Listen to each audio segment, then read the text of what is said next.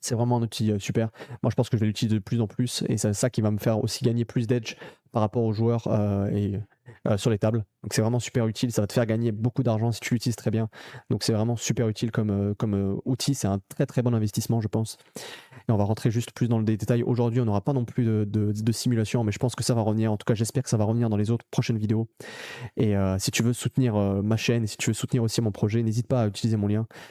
Ça permet vraiment d'apporter encore plus de précision dans ces analyses. Ici, on va, hop là.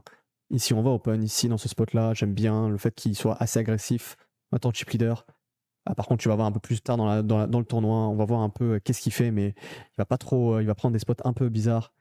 J'ai déjà regardé un peu. Regarde, par exemple, ici, de ces bêtes, j'aime beaucoup ici. 100K ici qui a décidé de call au flop. Je suis vraiment pas fan. J'aurais préféré check raise que check call. Ça va être très très dur de se défendre dans la turn et tout. Et ici, il a décidé de donk. Je pense qu'on n'est pas censé avoir une tonne de donk. Alors qu'on a plutôt un avantage de reine parce qu'on a peut-être des mains comme 6 et 7, mais normalement 6 et 7, on n'est même pas censé les avoir en off. Léger size up de I hate models au flop qui me fait penser qu'il est un peu plus déséquilibré en value. Il y a beaucoup de signes là qui me font dire que c'est pas un bon spot ici. Pareil, il faut voir des micro détails quand tu veux vraiment progresser à ce niveau-là. Là, à mon avis, c'est un mauvais spot de 100 kg ici qu'il a choisi. Et il a give up à la river. Je sais pas pourquoi il a décidé de miser la turn pour give up sur cette dame. Franchement, je trouve que c'est un peu nul sa line. Soit on va jusqu'au bout et on décide de bluffer encore à la river, soit on décide de give up direct à la turn. Et je pense que le flop, déjà, c'est pas un call. On va voir un peu son profil. Un joueur à BI 50, donc un joueur qui a l'air d'avoir plus des très bonnes stats. C'est vraiment très très bon de partout. Une très belle courbe.